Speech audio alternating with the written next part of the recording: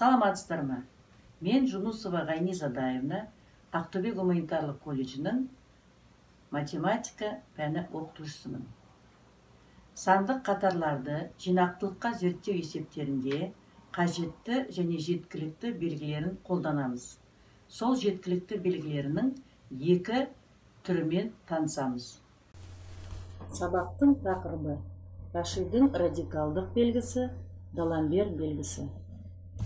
Сабақтың мақсаты: Кашидің радикалдық және Даламбер белгілерін сандар қатарларын жинақтылыққа зерттеу есептерінде қолдану.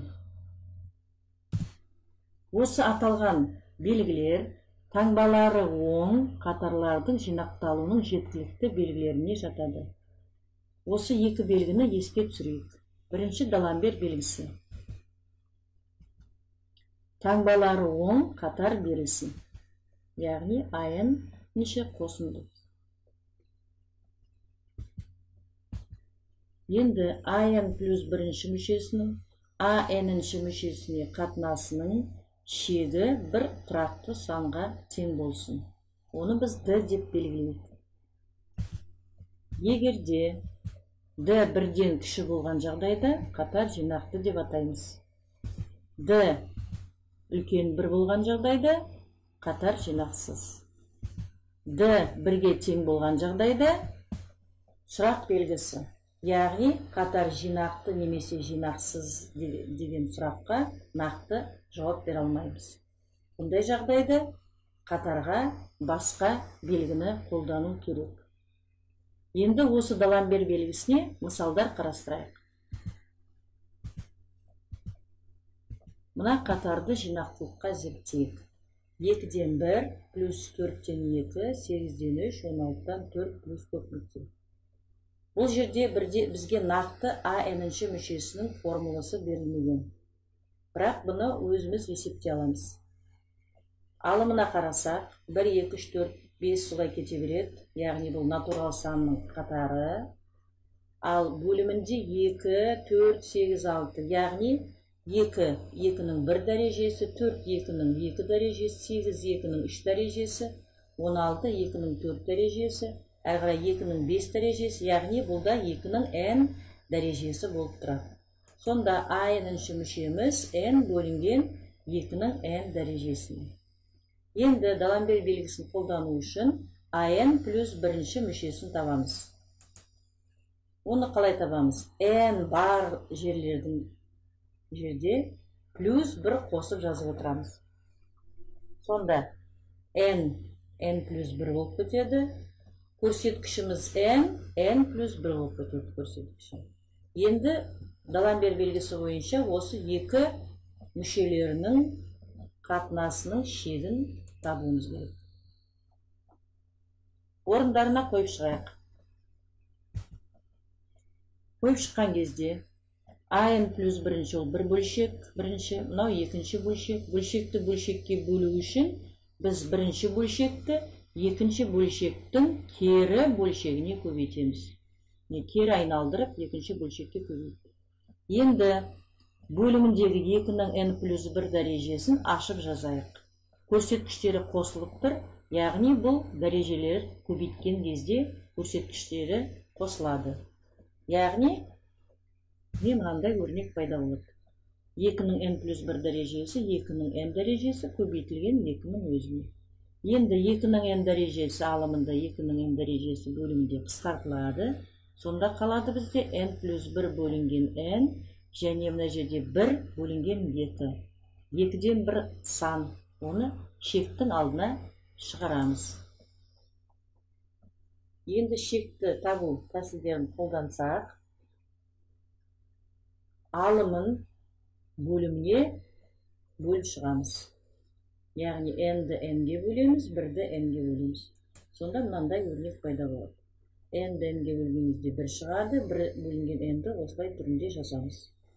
Енді n шексізге ұмтылған жағдайда 1 бөлінген шексіздік ол 0-ге тең.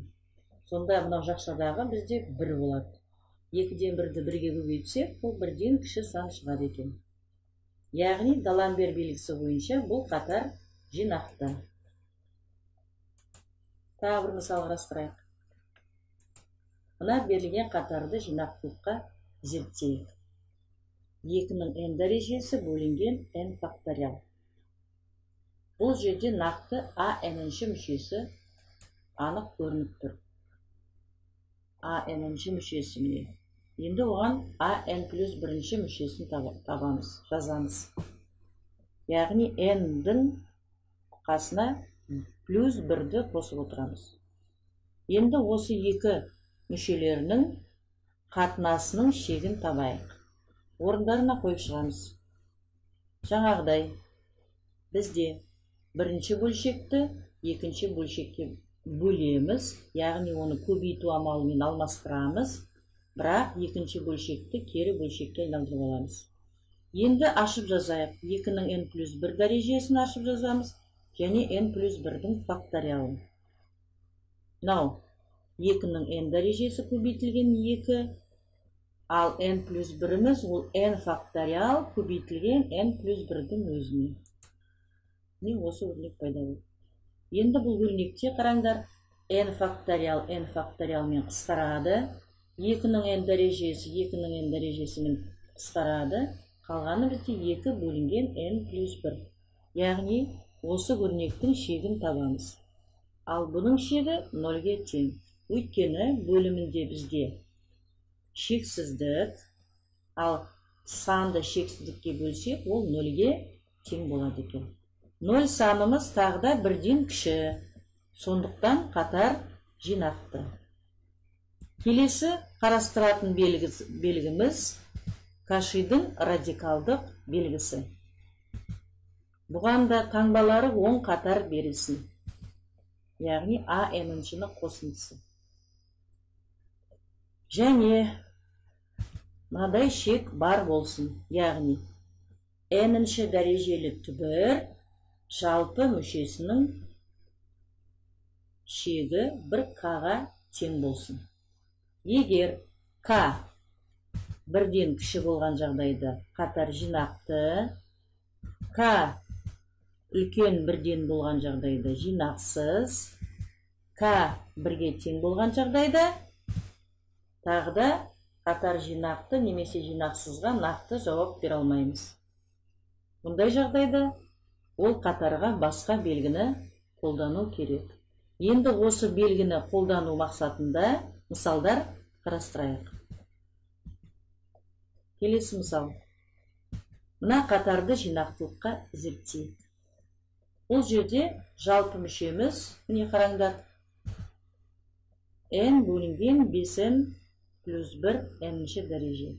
Енді Кашидің белгісін табу үшін осы жалпы мүшесінің n-ші дәрежелін түбірін табайық.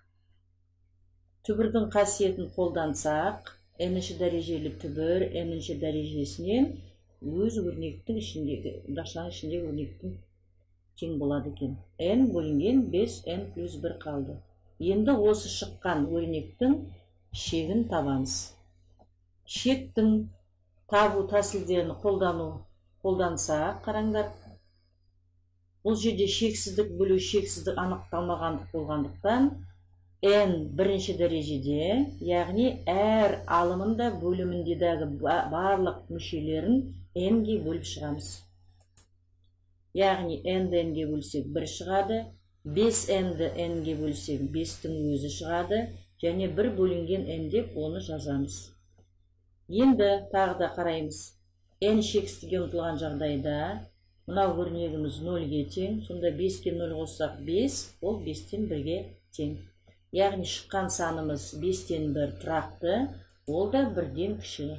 Яғни қатар жинақты. Тағы бір мысал қарастырайық. Мына қатарды жинақтылыққа зерттейік. Енді осы қатарға Кашидің белгісін қолданбас бұрын түрлендіру жүргізейік. Бұл жерде 2 деген санымыз тұрақты болғандықтан, оны да ортақ қосылғыштардың сыртына шығарамыз көбейту түрінде. Яғни міне мынандай өрнек шықты. Енді мынау шыққан қатарға Кашидің белгісін қолданамыз. Сонда бұл жазылған қатарда a-нші мүшеміз мынаған тең. Енді Кашидің белгісін қолданатын болсақ, осы өрнектің жалпы мүшесінің n-ші дәрежелі түбірін табуымыз керек. Яғни n-шінің орнына берілген өрнекті қойып шығамыз. Бұл жерде қандай ықшамдау жұмыстарын жүргізуге болады? n-нің квадратын біз қалай түсінеміз? n көбейтілген n. Яғни мынау жақшадағы өрнекті n-ші дәрежеге шығарамыз, тағы да шыққан дәрежені n-ші дәрежеге шығарамыз. Сөйтіп ашып жазайық. Енді түбірді табар кезінде қараңдар. 1 бөлінген 3-тің n дәрежесінен n-ші дәрежелі түбір өзі 3-тен 1-ге тең болады. Мынау бір n дәрежеміз түбірмен қысқарады. Сонда қалып тұрғаны 3-дегі n бөлінген n плюс 1-дің n дәрежесі. 3-тен 1-міз тұрақты болғандықтан оны шектің алдына шығаруға болады. Сонда табуымыз керек мынау өрнектің шегі. Мұнда да шектің табу тәсілдерін қолдансақ, шексіздік анықталмағандық, яғни орнына жаңағы n-ді әрқайсысын n-ге бөліп шығамыз. Алымындағы барлық өрнектерді, бөліміндегі барлық өрнектерді. Сонда алымында 1 шығады, бөлімінде 1 n-ге бөлсек, және 1 бөлінген n. Және ол n-ші дәрежеде. 1 да n-ші дәрежеде жазылады, бірақ 1-дің кез келген дәрежесі 1-дің өзіне тең болғандықтан осылай түрінде қалдырамыз. Енді дұрыстап қарасақ, бөлімінің шегі бізге екінші тамаша шекті көрсетеді. Яғни ол e санына тең. Сонда 3-тен 1-ді біз көбейтеміз e-ден 1-ге. Яғни пайда болған бөлшегіміз 1-ден кіші. Яғни қатар жинақты деп нақты айталамыз. Тағы бір мысал қарастырайық. Мынандай қатар 3-тің n-нің дәрежесі бөлінген n квадрат. Бұған Даламбер белгісін қолданайық. Яғни n-ші мүшеміз 3-тің n дәрежесі бөлінген n квадрат. Келесі мүшеміз табу үшін 3-ті n плюс 1 дәрежеге шығарамыз, және n-нің орнына n плюс 1-дің квадратын деп жазамыз. Енді осы екі мүшенің қатынасының шегін табайық. Орындарына қойып шығамыз.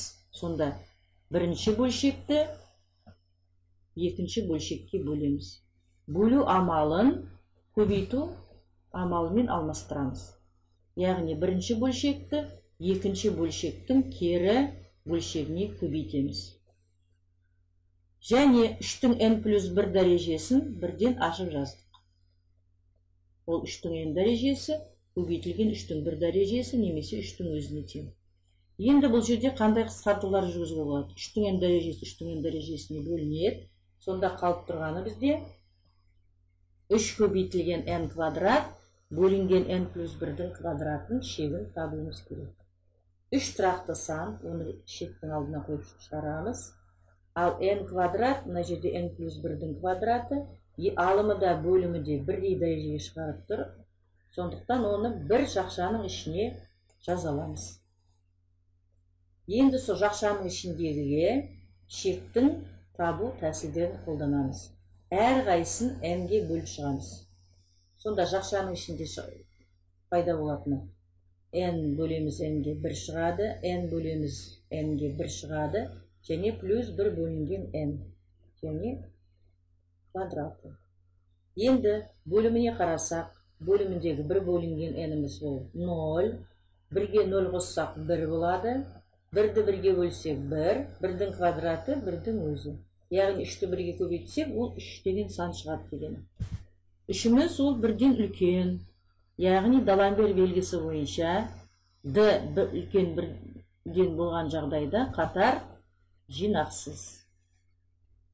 Енді осы аталған белгілерді тағы да еске түсіру мақсатында мынадай диктант жасайық.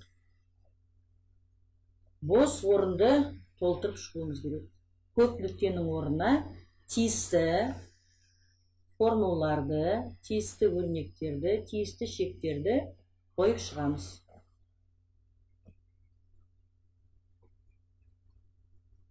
Жақсы, енді өзімізді тексерейік. Бірінші бізде жазылып тұр нүкте және оң таңбалы қатар үшін дейді. Яғни оң таңбалы қатардың формуласын жазамыз. А n-шінің қосындысы. Және бір шегі бар болсын дейді. Енді біз өткеніміз бүгін 2 шек, соның бір шегін жазайық. Яғни бұл жерде Даламбер белгісінің шегін жаздық. n плюс 1-дің n-ге қатынасы d-ға тең. Енді осы қатар жинақты болады қандай жағдайда? Егер d 1-ден кіші болса, жинақсыз d үлкен 1-ден, ал d 1-ге тең болған жағдайда қатардың жинақтылығы туралы сұрақ ашық қалады екен. Енді дәл осындай ұқсас бізде Кашидің радикалдық белгісіне де жазаламыз. Айырмашылығы шегіміз басқаша түрінде болады. Яғни жалпы мүшесінің n-ші дәрежелі түбірінің шегі бір k санына тең болса, онда қатар жинақты тағы да 1-ден кіші болған жағдайда, жинақсыз үлкен 1-ден болған жағдайда, ал 1-ге тең болған жағдайда қатардың жинақтылығы туралы сұрақ ашық қалады екен. Келесі үшінші тапсырмада қараңдар, 2 қатар берілсін дейді. Оны біз білеміз өткен сабақтарда. Бірінші қатарымызды біз AN-ші деп белгілейміз, екінші қатарды BN-ші деп белгілейміз. Егер қандайда бір n нөмірінен бастап AN-ші мүшесі BN-ші мүшесінен кіші немесе теңсіздігі орынды болса, онда екінші қатарынан жинақтылығынан бірінші қатардың жинақтылығы шығады екен. Ал керісінше, бірінші қатардың жинақсыздығынан екінші қатардың жинақсыздығы да шығады. Енді тағда мұн жерде ақырлы шегі қай кезде болады? Осы 2 қатардың жалпы мүшелерінің қатынастардың шегі бір санға тең болса, және ол сан 0-ге тең болмауы керек, яғни ақырлы шегі табылса, онда бірінші қатарда, екінші қатарда бірдей, екеуі де я жинақты болады, екеуі де немесе жинақсыз болады.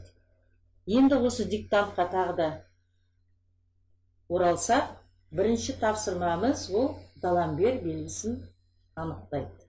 Екінші тапсырма ол Кашидің белгісі, радикалдық Кашидің белгісі. Үшінші тапсырма қараңдар, бұл салыстыру белгісі. Яғни 3-1 ол салыстырудың бірінші белгісі, 3-2 ол салыстырудың екінші белгісі. Осы салыстыру белгілеріне біз өткен сабақта есептер шығардық, қолдандық. Бүгінгі сабағымызда Даламбер мен Кашидің радикалдық белгілеріне есептерге қолдандық, шығаруды үйрендік. Үйге тапсырма. Осы 2 Даламбер мен Кашидің белгісіне байланысты қатарларды жинақтылыққа зерттейік. Сонымен сабағымызда сандық қатарларды жинақтылыққа зерттеу әртүрлі есептерінде Даламбер мен Кашидің радикалдық белгілерін қолданудың тәсілдерін қарастырдық. Ескеретін жағдай, егер сандық қатарға Даламбер белгісін қолдансақ, онда сол қатарға Кашидің да белгісін қолдануға болады. Бірақ кері тұжырым әрқашан орындала бермейді екен. Осымен сабағымыз аяқталды. Сау болыңыздар.